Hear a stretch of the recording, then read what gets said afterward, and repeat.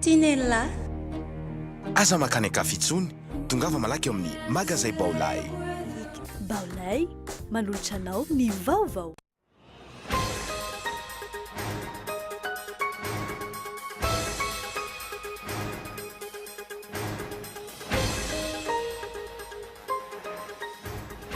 Edy bolabola anarana malaza fa tompony tahirin'Andramena ao Tanambe distrika ny Mananaravaratra.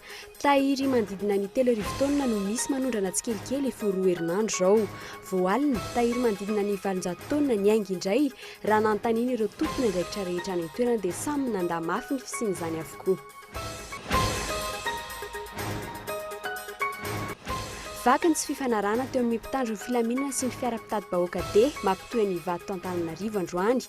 Vokatry ny tsy fanajana ny cahier de charge sy ny fanasaziana andalana. Tsy nisy ny asa ny fitopolo isan-jaton'izy ireo vokatr'izay. Amafisina kosa ny sazy manomboka androany io ny UCTU.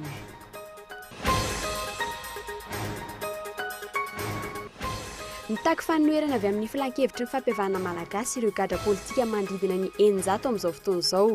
Manodidina ny 2 tapitrisa isan'olona ny onitra takingy. Tsy mahafeno fepetra amin'ny fampiavana-pirenena kosa ny fampiaona ireo filodin'ny fandimby raha nambaran'ireo vondrona mpanohitra miaraka amin'ny lalatina ara-vilolomanana androany. Iazakazaka n'olitra politika mpanjakana ankapobeny ny PGE eny amin'ny antenimieram-pirenena rampitso ny gouvernemanta Ravelonarivo Jean mahazo antoka ve ny fanjakana fa hanome rary ny fanendrena n'ity prime ministre ity ny fitsarana avy momba ny lalam-pandrenana ka mahatonga ity fivoriana atao eny Tsimbazazy ity. Any Egypte, olona maherin'ny 20 no maty tao anatin'ny fifandonana teo amin'ny mpitandro ny filaminana sy ny mpijery avy amin'ny ekipa Zamalek. Ny mpanohana ny ekipa Zamalek izay niditra ankeriny tao amin'ny kianjo Maly nandritra ny fanokafana ny lalao. Ny andindiny zavatra.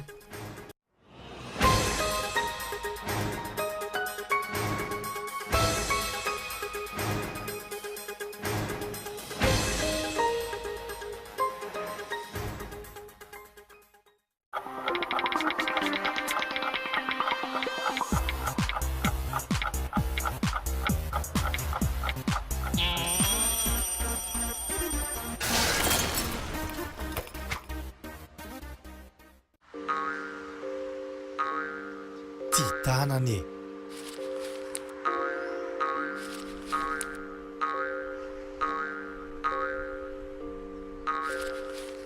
Ty tanane. Ty tanane. Rehefa tsy mandoto ane dia efa manadio e.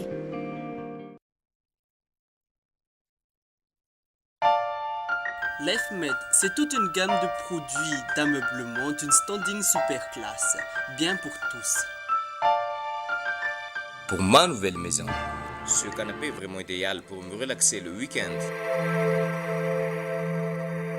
Waouh! C'est tout à fait mon goût. Non seulement c'est décoratif, en plus, je vais pouvoir préparer mes petits déjeuners pour toute ma famille.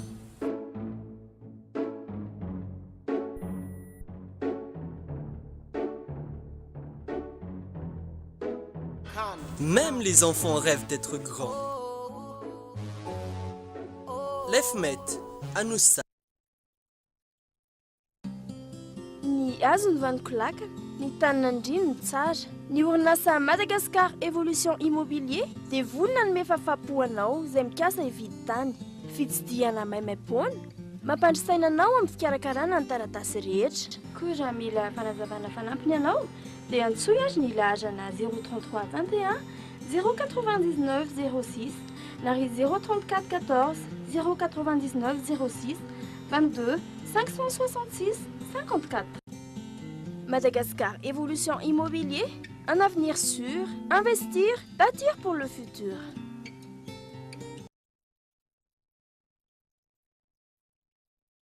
Bon ben je vais partir là. Hein. Ok. C'est bon là? Ouais.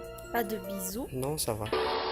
Rejoignez Annick Beauté, spécialiste en coloration, coiffure d'événements, tissage, coiffure pour hommes, pack mariage. Oh, pas de bisous? Non, ça ira. Voulez-vous être une femme sublime, attrayante et sûre de vous? Mon secret, Annick Beauté. N'hésitez plus, Affirmez votre personnalité chez Annick Beauté. Annick Beauté, notre secret.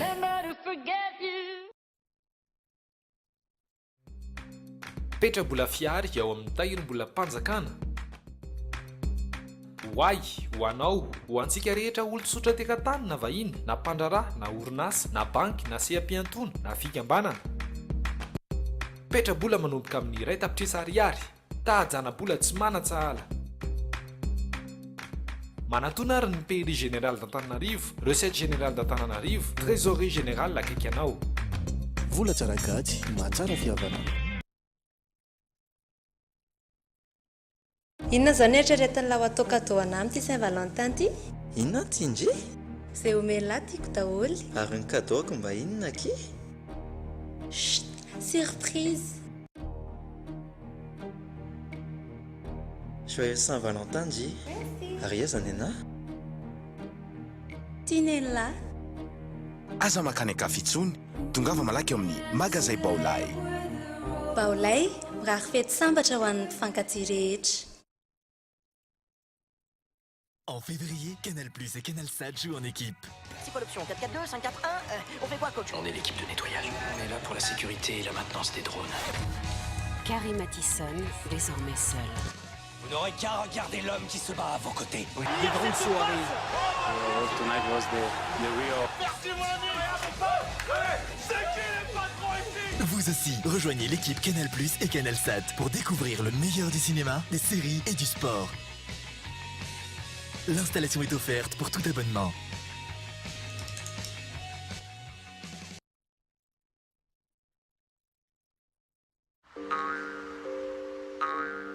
Titanane.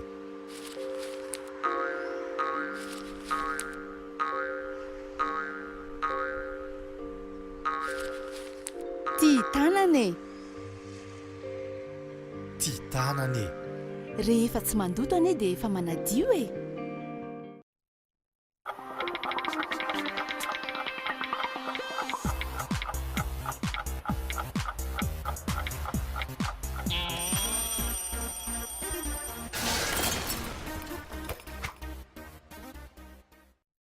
Dia mbola faly mitsidika ny tokantrano indray tomboka lasy tomboka avy amin'izao takarivo izao miarabanao tonga sao tanatin'ny fampahalamba-bao ny fahitalavitra KOLO TV manasanao ary anaraka izany hatramin'ny farany asaina manokana ireo mpanaraka izany amin'ny alalan'ny fahitalavitra FM any amin'ny faritany Toamasina.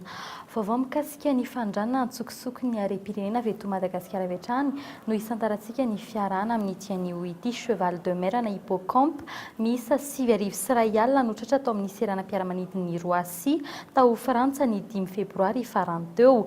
Araka ny fanazavan'ny douane frantsay dia avy aty Madagasikara ireo biby ireo ary nokasaina aondrana makany Hong Kong Chine.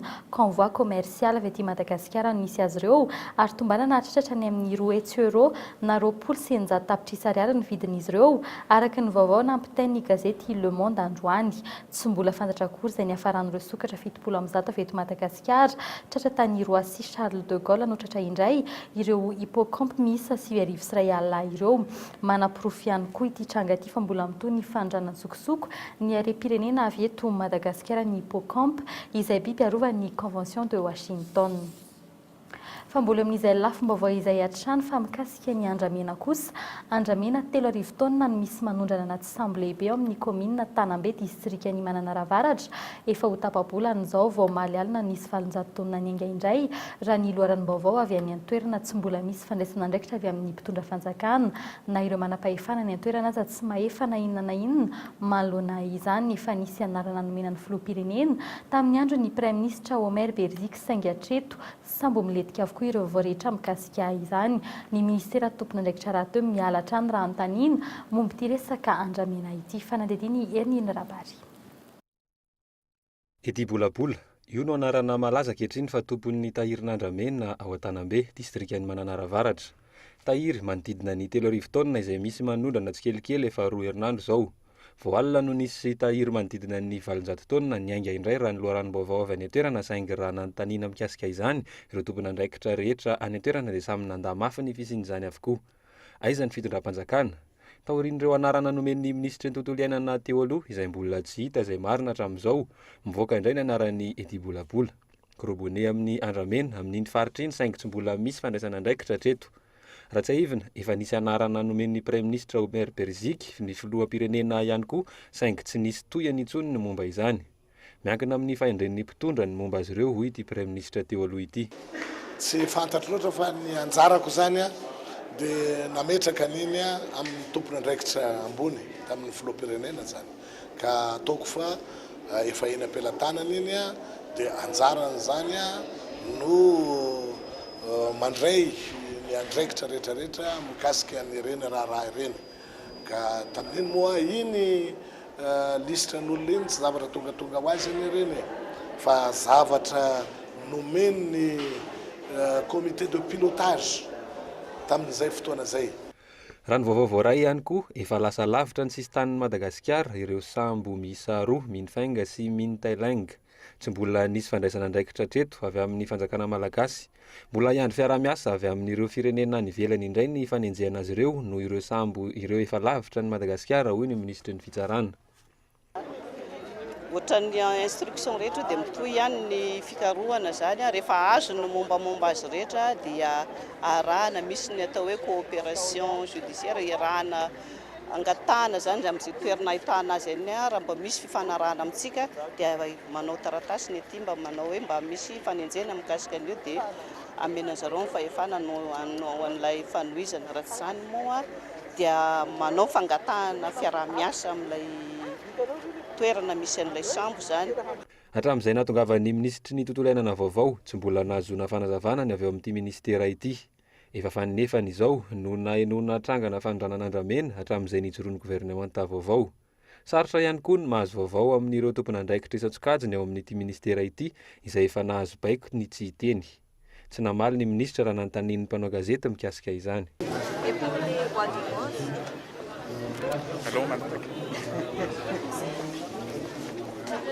Tsy fotoana firesahana izany ve ny fahafahan'ny sambo goavana roa mandositra.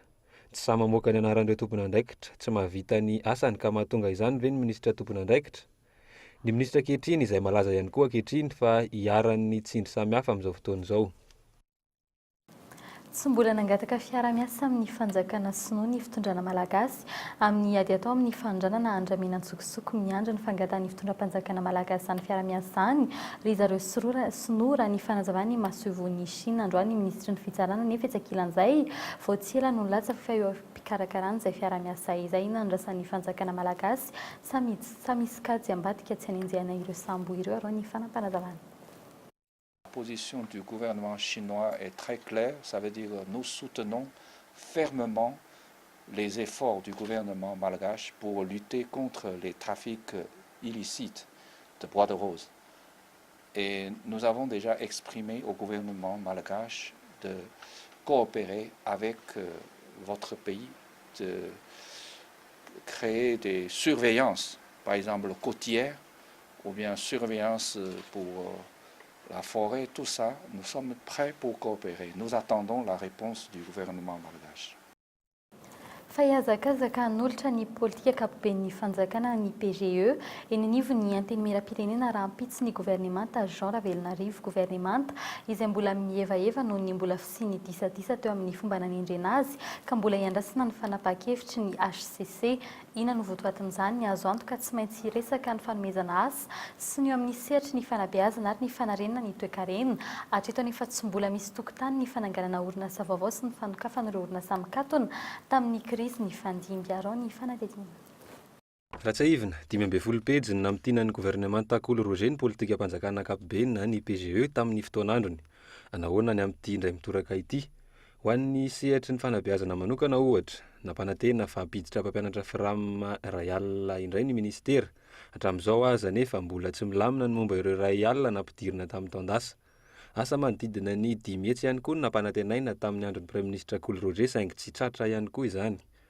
Anahoana ny amin'ity indray mitoraka ity, raha ny fisotran'ny raharaha ankehitriny, mety azo eritreretina ihany noho ny efa fisokafan'ny tsenan'ny AGOA saingy hatretany koa mbola tsy mazava ny sivana mikasika ireo orinasa handray anjara amin'izany.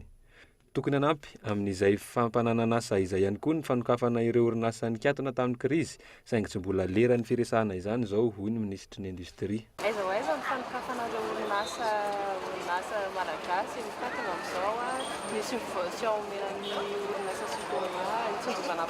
namany aloha androany mbola tsy resaka an'izay tsika fa alao amin'ny fotoana tokony resantsika an'izay dia resantsika fa miandalana eo daholo zany ataontsika miandalana daholo misy fotoana ny zava-drehetra Rapitso no anolotra izany politika mpanjakana ankapobeny izany eny amin'ny anteny miaram-pirenena ny gouvernemanta Ravelonarivo Jean. Ny fanontaniana mipetraka dia hoe inona no mampiazakazaka ny gouvernemanta hanolotra izany amin'izao fotoana izao. Mbola misy lalàna hafa tokony atao lara-panomehana nefa tsy tafiditra ao anaty lahadinika. Ohatra ny tolo-dalàna momba ny CEI izay efa tapitra ny fotoana tokony andinihan'ny gouvernemanta azy. Eo ihany koa ny momba ilay sata manokana Antananarivo izay tsy ankasitrahan'ny mpiasan'ny boriboritany enina eto Antananarivo renivohitra. Inona no tsy andrasan'ny Prime Ministre ny valitenin'ny HCC sa efa azony antoka ny valiteny avy any? Fampihavanam-pirenena mitaky fanonerana avy amin'ny filan-kevitry ny fampihavanana malagasy na ny FFM ireo gadra politika izay misy eo amin'ny eninjato eo amin'izao fotoana izao mandinina ny roa tapitrisa isan'olona no onitra takin'izy ireo efa mikarakara ny momba izany ny FFM. Tsy mbola misy tokotany hatretiny mikasika ny fampihavanam-pirenena izay andraikitr'izy ireo ankilany kosa tsy ampy io fampihavanam-pirenena ny fampihaona ireo filoha ny fandimby raha nambara ny lalatiana Ravolomana ny fanatediany Izora Kotindrina. Roa tapitrisa iray isan'olona io no onitra takin'ireo gadra politika hatramin'ny krizy 2024 sy 2025 farany teo. Miankina amin'ny fotoana nijanona tany am-ponja no mety hampiakatra izany. Misa eninjato eo izy ireo izany hoe raha atao kajikajy tsotsotra vola mandinina ny iray faingo 2 miliara ariary farafahakeliny no ilain'ny FFM sy ny fanjakana malagasy hamonerana ireo gadra politika ireo. Hatreto anefa tsy mbola misy io vola io ary tsy voafaritra ny teti-bola-panjakana 1024. Raha ny fanazavana avy amin'ny FFM, ny Fonds National de Solidarité no akan'izay vola ho fanonerana ireo gadra politika ireo izay. Hatreto, anton-taratasy 500 no efenanivo ny FFM.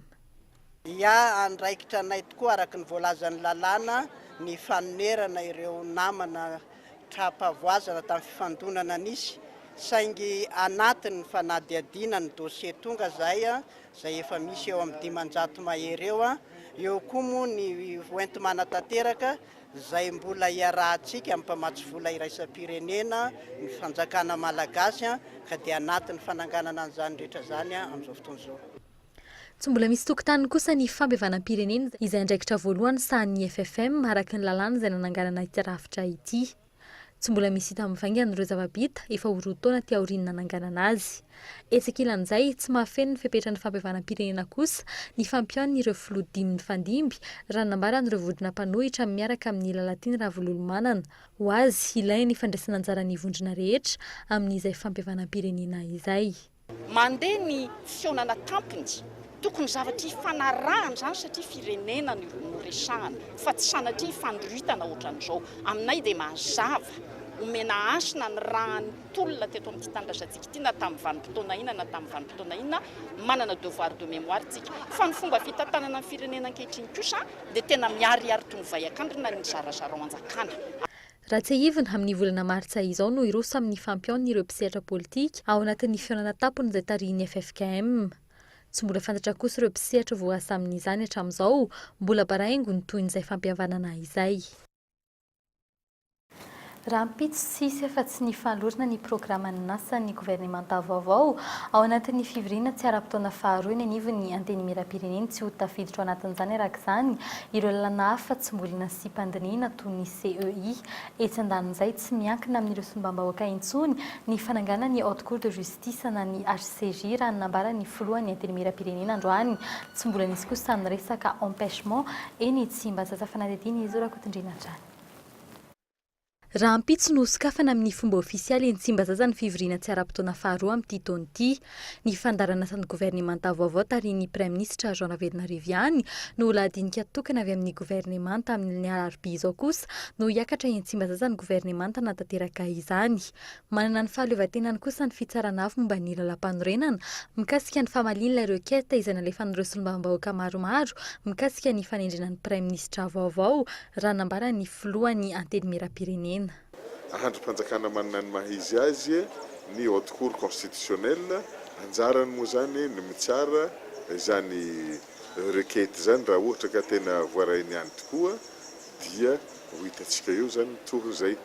Etsekilan'izay tsy mbola nisy tokotany kosa ny mikasika ny fananganana ny haute cour de justice voalazan'ny lalàna mikasika ny HCJ fa afaka mangataka empêchement ny filoham-pirenena ny roapatelo ny solombavam-bahoaka raha toa ka tsy tafatsangana ao anatin'ny 12 volana nanaovan'ny filoham-pirenena fianianana ity rafitra ity. Hatreto tsy mbola manana heritreritra ianao izay empêchement izay eo anivon'ny anteny meram-pirenena. Everiko fa na ny filoham-pirenena na ny ato amin'ny anteny meram-pirenena dia samy manana fahavononana amin'ny fametrahana ny rafitra rehetra, zany ny antony mahatonga iny lalàna iny izay mbola tsy nisy nisy zavatra tsy nisy tany aloha dia nolaina tato ary zareo namolavola ihany koa. Everiko fa misy ny fahavononana eo amin'ny fanatanterahana zany. Efa nifidy ireo mpikambana ao anatin'ity rafitra ity avy eo anivon'ny anteny meram-pirenena saingy tsy vitan'ny fitondram-panjakana ny nametraka ny rafitra toy ny loholona ny ben'ny tanàna ny Haut Conseil pour la sauvegarde de la démocratie de l'état de droit izay ambaran'ny olona nafototra io fa tokony ho natao tao anatin'ny 12 volana taoriany 20 janoary 2024. Lasa iombonan'ny lehibe ny androm-panjakana ve ny ady varotra amin'ny fampiarana ny lalam-panorenana, lasa toy ny etam-barotra ka azo angataina andro sy adiana varotra ny fampiarana ny lalàna ankehitriny, mbola mangina ny HCC. Vaovao ny fifamoivoizana kosa indray ny sampitadiny ho an'ny isan'andro no hiara ny fahavoazana noho ny lavadavaka eraky ny lalina sy ny fitohanana, enjana ny fahataran'ny mpiasa sy ny mpianatra androany marainy tsy nisy bus, nampitoena Antananarivo sy ny faritry Ivato ny tokana, ny 700 ny fiara fitaterana zotra ady, anton'izany tsy fiombonan'izy ireo hevitra amin'ireo mpitandro ny filaminana izay manasazy azy ireo rehefa mihodina an-dalana rao ny fanadihadiana hoentin'ny Michel Aranarzoni.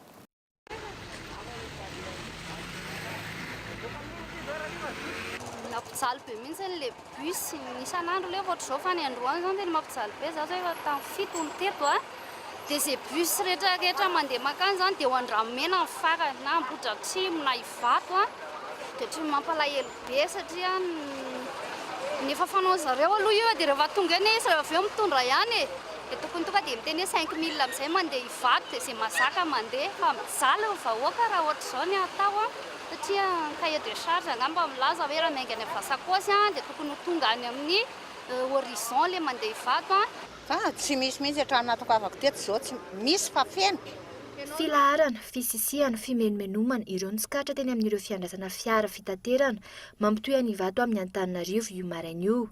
Ny tokony ary tsy nisy ny asany ankamaroan'ireo fiara fitaterana amin'iny zotra de iny. Trano hoe misy grève sy androany fa ohatrany hoe misy grève zany androany, misy grève mihitsy androany. Grève nda fahazahoako azy aloha ohatrany hoe grève le CMC. Ireo mpitatitra sendranay teny amin'ny tompom-piantsoana Vasakosa nefa izay milaza fa tsy mahalala n'inon'inona momba izay fitokonana izay. Za tsy mahafantatra an'ilay grève fa embouteillage fotsiny vao tory ray zao. Tamin'ny 10 any niala teto tamin'izao vao tafaverina tory ray embouteillage be mihitsy. Za tsy mamy grève zany ama miasa. Misy ho an'ny resaka grève zany aloha raha misy resaka grève zany ange tokony tsisy tomobile miasa mihitsy. Tsy misy manaja ny cahier de charge ireo mpitatitra amin'ity zotra ity, mihodina eny antenantenandalana ireo izay mbola miasa. Io antony izay miteraka olana eo amin'ny mpitatitra sy ny mpitandro ny filaminana matetika. Ny mpitatitra milaza fa ny fanenjehana versement tsy ahafahan'izy ireo manoatra noho ny fitohanan'ny fiara etsy ankilany sy ny cahier de charge napetraky ny lalàna tsy maintsy hajaina. Mampitandrina ny eo anivon'ny UCTU hamafisina ny fampiarana ny sazy ho an'ireo tsy manaja ny cahier de charge izay mamaritra ny sarandalana tokana sy ny lalana diavin'ny fiara iray. Tena zavatra iova zany zao dia tsy misy intsony le verimbererana an-dalana na fanapatapahana lalana hoe atreo ananina ihany ty, atreo ananina ihany ty, fa tena tonga dia ho feno lay itinéraire zany miarana amin'ny premier ministre dia tonga ny terminus. Zay zany no tena tanjona ka zay tratranay kosa aloha dia tena fitandremana ianareo chauffeur hafa nareo tompony andraiky tamin'ny receveur ampiasainareo ka manao adalana ny receveur dia nareo chauffeur no hosaziana. Permis anareo mihitsy no hosaziana. Zay zany satria tsy manaraka ny cahier de charge. Hatreto aloha mazava fa gabraraka ny fitaterana eto an-drenivohitra, ahina hitatra amin'ny zotra hafa ity fitokonana ity, manoloan'izany na ny fanjakana malagasy na ny commune Antananarivo renivohitra tsy misy mahita vahaolana amin'ny lavaka eraky ny lalana izay mitombo isan'andro isan'andro ary mampitombo ny fitohanana. Mbola mandidina izay fifamoivoizana izay hatrany miala tanteraka ny samva manoloana ny lozam-pifamoivoizana ny tranga omaly tetsy faravohitra fiaran'ny fainy niteraka loza iny hoy ny tale jeneraly ny samva hatreto tsy mbola fantatra ny onitra takin'ireo niarambony sy ny tompon'ireo fiara potika raha tsy hivina olona 5 no naratra ary fiara 7 no potika tamin'izany lozam-pifamoivoizana izany fanatediny. Olona 5 naratra fiara 7 no voahosy ny roa tamin'ireo potika tanteraka izay no feno ny lozam-pifamoivoizana iray niseho omaly tetsy faravohitra ambanin'ny ekara. Fiara C3 iray, Renault Laguna iray, fiara Peugeot 205 sy Citroën C15 iray ary Citroën Saxo iray. Fiara taxi maromaro ireo simba ireo, ao ireo tsy nisy niraisina intsony, ao kosa ireo izay nahitana fahasimbana amin'ny ampahany ihany. Kamion ny samva tapaka isitra avy any ambony no nahatonga ny loza ka nifoaka ireo fiara nifanitsy taminy. Raha ny fitantanan'ireo nanatry maso, renim-pianakaviana iray sy ny zanany no tery tao anaty fiara ary nosikirina manokana. Tonga ra-potoana ihany anefa ireo mpamonjy voina ka avitra ihany izy ireo.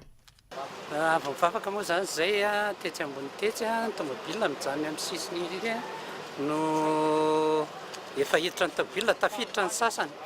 Zay vao tsy tafiditra efa rasarasa avy any ambony faravohitra ny camion fivondronana samy vampitondra vaky ty chargé be efa mifoaka tomobile teo ambony teo mifoaka fanondroany dia teo aminay mifoaka amin'ny fantena zay amin'izay natosiny hatrany ambony tany. Zay moa zany no akaiky indrindra teto dia zay no tena tratra voabe ohatr'ireo ilay fahavoazana. Nisy naratra daholo efatra 10 sa efatra fa ny anankiray zany ny tena sokirina ny tato ary mampalahelo mihitsy ilay toejahatra mila tonga aminareo izay manam-pahefana tompona ndraikitra amin'izao zavatra izao fa tsy mety hain'olona ny lalaovina. Efa nalefan'ny hôpitalin'Ody androany ireo vady aman-janan'ireo. Miala tanteraka nefa ny eo anivon'ny samva rehefa nanontaniana mikasika iny lozam-pifamoivoizana iny.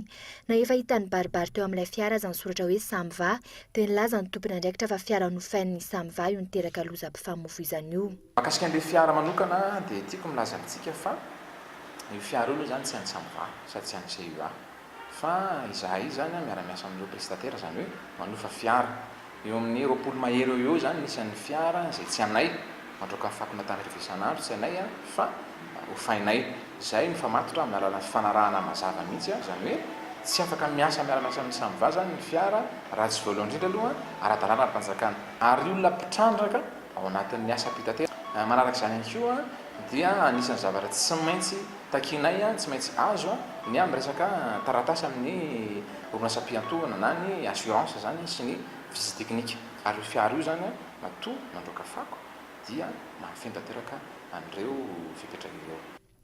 Mahafeno ireo fepetra rehetra ity fiara ity hoy ny tale jeneralin'ny samva nefa ireny no zava-mitranga.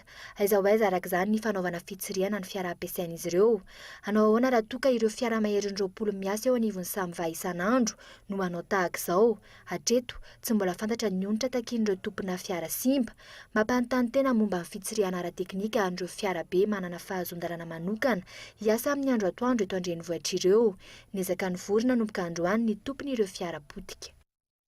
Vaovao manodidina ny fampianarana kosa indray nandamoaka ny fitokonana no kasain'ireo mpampianatra firama atao androany maraina fitakiana izay mikasika ny subvention sy ny fivoahany lisitra ireo iray alina vaovao raisina ho mpiasam-panjakana nantsona hifampirararata amin'ny ministera sy ny solotenan'izy ireo no lazana ny daty ivoahany ilay lisitra ny anombohan'ny fizarana ny subvention ary ny mikasika ireo fanarana sy fanendrena ireo mpampianatra iray alina efa voaray ny 3 desambra farany teo nilaza kosa ny ministra ny fanabeazam-pirenena fa tsy izy ireo no tompona ndraikitry ny famoaham-bola raha ny fanaitetiny Oliva Antriniala. Fampandriana drisa ve sa tena efa vonona ny hoenti-manana amin'ny fanefan'ny fanjakana ny trosany amin'ireo mpampianatra firamina. Tsy vao herinandro no lasa nilazan'ny ministra Paul Rabary fa tsy ny ministeran'ny fanabeazana no tompona ndraikitra amin'ny fahataran'ny fizarana ny subvention ireo mpampianatra firamina. Raha tsorina ny voalazany, andrasana ny fivoahan'ny vola avy any amin'ny ministry ny teti-bola. No tsara fantatritsika ny ministère de l'éducation nationale tsy mitantana vola. Asa-panjakana natao ny vola dia ny ministère ny finance. Fa tsy misy vola na bongambola na coffre akory ao ministère hoe ho tonga ny vola dia ho zaraina ny vola tsy misy ao. Androany anefa voantso tao amin'ny Ministeran'ny Fanabeazam-pirenena ny solotenan'ireo mpampianatra FRAM. Teboka telo no nivohitra nandritra ny fihaonana izany. Ny voan'ireo lisitra mpampianatra FRAM iray alina ho raisina ho mpiasam-panjakana ny fa 4 ny volana febroary ho avy izao. Ny anombohan'ny fizarana ny subvention ny herinandro ho avy izao ary ny fizarana ireo taratasy fifanarana sy fanendrena ireo voaray ny volana desambra lasa teo anomboka amin'ity herinandro ity. Foana araka izany ny fitokonana nokasain'ireo mpampianatra FRAM atao tetsy amin'ny drainina tsara lalàna androany maraina. Amin'ilay androany ohatrantsika izay marina fa dia miandry an'ilay teniny avy any fanjakana iny moa izany dia olon-dehibe mifanaraka dia samy matoky koa izay fa anatanteraka ny teniny izy. Tokana ihany dia davinay ny vola mivoaka sy ny recrutement ka hita moa fa hoe olon-dehibe izy miteny an'izay dia rahana amin'izay aloha fa olon-dehibe ny teny amin'izao dia lao mba olon-dehibe mifanaiky izany. Etsankilan'izay mahatsiaro tena ho tsy lara-pamehan'ny fanjakana ny mpampianatra FRAM. Efa ela loatra mifampanantenana mikasika ny hoe famoahana mandraka ty androany tsy mivoaka aoka mba tsy rehefa miteny na migreve foana ny mpampianatra zay vao mihetsiky ny fitondram-panjakana. Raha tsy aivina tsy vao izao no nikasana hetsika ny mpampianatra FRAM fa 4 amin'ny herintaona toa miandry hetsika hatrany ny fanjakana vao mikaropaolana. Mbola resaka ambony latabatra nefa hatreto ireo fampanantenana ireo. Ny mpampianatra FRAM tsy manana fa tsy ny ray aman-drenin'ny mpianatra izay efa miasahirana amin'ny fanefana ny karaman'izy ireo ankehitriny. Lafim-baovao fakosa indray tolo-tanana ho an'ny mpiarabelona eto an-drenivohitra sy any amin'ny faritra Atsimon'ny Nosy nanatitra fanampiana teny amin'ny BNGRC ho an'ireo trabonina nandritra ny fandalovany rivodoza Shedza sy fondi teto amintsika ny teo anivon'ny zandarmariam-pirenena, vary, lamba fitafy sy firakotra kojakoja fampiasa ao an-tokantrano sy ireo entana fampiasa amin'ny fiainana andavanandro. Ireo no fanampiana natolotra izy ireo no maraina teo nantanterana ny hetsika izay notariny ny Général Rakoto François Rodin commande ny zandarmariam-pirenena sy ny Général Ralsonirina mpandrindra kapobe eo anivon'ny sekretera-panjakana miadidiny ny zandarmaria sy ireo Général manambonina ambony maro eto anivon'ny Vondrotafika ity. Fa izay koa nivadiantsika amin'ny maresaka iraisam-pirenena tany Caire, ponina tao Castelana no nahatsikaritra andianjiolahy miisa 10 misaritava ny rongo Kalaknikov marainio ary nampiatso ireo mpitandron'ny filaminana avy hatrany. Taoriny ny fifamalin'ny fifampitifirana teo amin'ny mpitandron'ny filaminana sy ireo jiolahy ireo nitota amin'ny fisavana efitrano tao amin'ny trano fandraisam-bahiny iray tao Castelana izany ny maraina teo. Basiaka 47 miisa 4, sakosy nisy cannabis milanja 20 kilao ary volabe izay mbola tsy fantatra ny isa no hita nandritry ny fisavana. Tapaka tanteraka ny lalina tamin'izany ary sekoly iray ihany koa ny voaterina akato nandroany noho ny korotana tao amin'ity faritra ity ny Prime Ministre Manuel Valls, ny ministry ny atitany ary ny ministry ny fanabeazam-pirenena izay nanao fitsidiana ofisialy tany Marseille androany sy Rahampitso. Fa mbola amin'izay maresaka iraisam-pirenena izay hatrany tany Caire nahafatesan'olona miisa 20 ny lalao eo amin'ny sokajy divisiona voalohany amin'ny fialian'ny tompon-daka nasionaly omaly. Raha ny tatitry ny ministeran'ny atitany raha ialina no zakan'ny kianja ka tsy tafiditra intsony ireo mpanohana tany ivelany antony ny fifandonana teo amin'ny mpitandron'ny filaminana tamin'ireo ekipa mpanohana ny Zamalek ny fifanosehana sy ny fahaseporina no niteraka ny fahafatesan'ireo mpanohana 20. Tanora avokoa ny akamaroan'izy ireo. Toy ihany koa ny fihetsiketsehana tany an-toerana anokatra ny fanadadiana nefa ny fitsarana mahalona ny loza nahafatesana olona maro. Fa iverina eto toerana koa sika eto anatin'ireto vaovao nisongadina tamin'ity androany ity ireto tahirin'andramena manodidina ny 3 taona indray no misy manondrana tsikelikely efa ho 2 herinandro izao tsy niasa ny 70 fiara-pitatitra dia androany manodidina ny 10 tapitrisa isan'olona ny ontra takin'ireo gadra politika manodidina ny 900 amin'ny filan-kevitry ny fampihavanana malagasy anolotra ny politika akapoben'ny fanjakana na ny PGE ny amin'ny anteny miram-pirenena Rahampitso ny gouvernemanta Jean Ravenarivo ary farany fa iny amin'ny fandarana tafatafy ireo tompona andraikitra ao anatin'ny fikambanana malaza ny gasy mitatana ny sekoly akany Arivosoa eny Anosy miasa mitaiza ireo ankizy sahirana sy kamboty eny amin'ny manodidina. Dia izay koa no entina manakatona ny fampalam-baovao amin'ny teny malagasy tamin'ity anio ity isorina ianao niaraka tamin'ny hatramin'ny farany veloma tompoko.